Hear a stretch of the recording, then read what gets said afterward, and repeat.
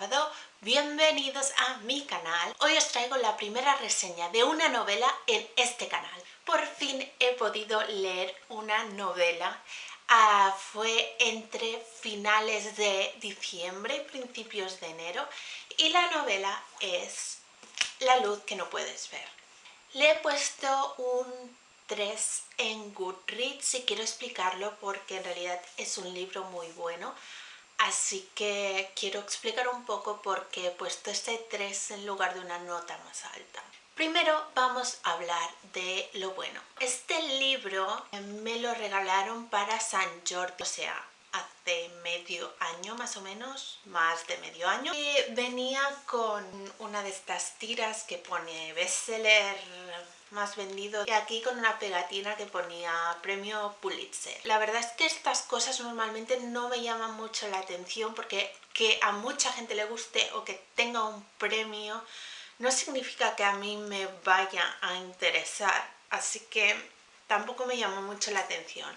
Después, yo no soy de leer sinopsis, así que no me llamaban para nada porque no sabía ni de qué iba.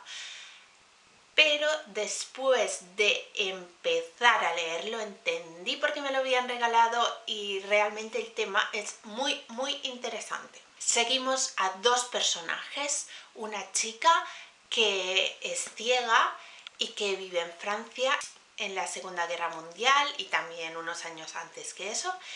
Y luego tenemos a un chico que vive en Alemania y que es huérfano y no contaré mucho más, aunque con las cosas que contaré más adelante se irá viendo un poquito lo que pienso de este chico y también cuál es su papel en la historia. En esta historia estos dos personajes viven en sitios completamente distintos y viven vidas distintas, por lo que nos encontramos una estructura en que un capítulo nos habla de lo que le está pasando a él y el otro de lo que le está pasando a ella a través de estos pocos años, sobre todo desde que tienen unos 10 años, creo que antes también, hasta los 17, 18, 19 años, así que por ahí van las cosas. Lo que más me impresionó al principio fue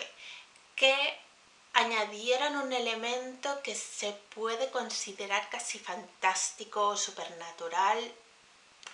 Me encantó al principio que introdujeran eso porque hace que la historia sea un poco más interesante, aunque nunca sabes si ese elemento es realmente fantástico o supernatural, así que lo segundo que me gustó mucho es la ambientación. Evidentemente, el tener un Pulitzer significa que el libro está muy bien documentado y se nota mucho en la ambientación también, sobre todo desde el punto de vista de la chica, como he dicho, es ciega, por lo que la mayoría de las veces todos sus capítulos se basan en ambientación basada en el resto de sentidos y igualmente te da esa sensación de ambientación perfecta. Y también me ha gustado mucho que los personajes son súper redondos, que tienen una vida antes, después, que tienen sus propios sentimientos y que todos están basados en algo. Incluso los secundarios, me han sorprendido incluso más los secundarios algunas veces. Vamos a lo malo. Y aunque estos personajes sean muy redondos, la mayoría de las veces no sabemos qué piensan. Y eso es normal en los secundarios, pero cuando se trata de los protagonistas molesta mucho. Y explicaré por qué. La chica está en situación de poder expresar lo que piensa muchas veces. Entonces de ella sí que sabemos más o menos lo que va pensando, por qué siente lo que siente, aunque no se adentra mucho en sus pensamientos, en su manera de pensar, en sus ideas. Lo malo es el punto de vista del chico. Él está en una situación en la que no puede expresar en voz alta lo que piensa. Como el narrador no nos cuenta tampoco lo que piensa, los pensamientos internos. Entonces nos encontramos con esta doble negativa en que no lo dice en voz alta y tampoco nos lo cuentan en la narración. Y me ha parecido un gran fallo porque aunque sepas lo que estás sintiendo, eso no quiere decir que sepas lo que está pensando, y es una gran diferencia. No estoy segura en algunos puntos de la novela en qué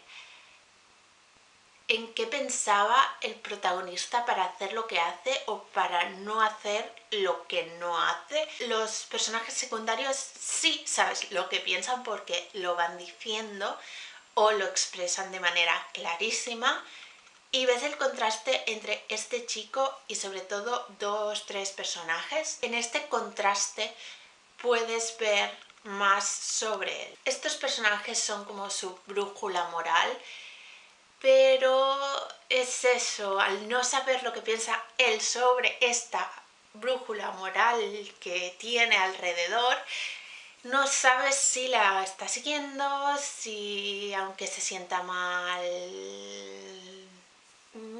Y por último, lo último que diré sobre este tema es que evidentemente no sabemos lo que piensa el protagonista, pero tampoco vemos las emociones ni los pensamientos de un grupo de personas, que no se los trata como personas individuales y que desde fuera parece que todos piensan lo mismo, cuando nos está diciendo que el protagonista se siente de una manera concreta porque viene de un sitio concreto, y seguramente todo ese grupo de personajes, cada uno tenga su historia, cada uno esté sintiendo una cosa totalmente distinta, porque es imposible que todos sean lo contrario al protagonista.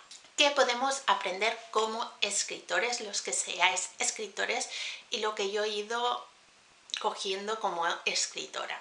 La verdad es que ya os he comentado lo esencial que es los personajes. Se necesita saber más porque sienten lo que sienten, usando el pensamiento, una voz narrativa distinta. Por otro lado, la ambientación, también lo he dicho. El punto de vista de la chica, que es ciega, está muy bien trabajado, teniendo en cuenta que ella no puede ver su alrededor y por tanto la mayoría de las veces nos habla de los otros sentidos para describir la escena, y está muy bien hecho y es una cosa en la que se debería pensar. Y por último, hay algo que quizás si lo lees sin pensar mucho en estoy escribiendo algo, estoy planeando una novela, no te des cuenta.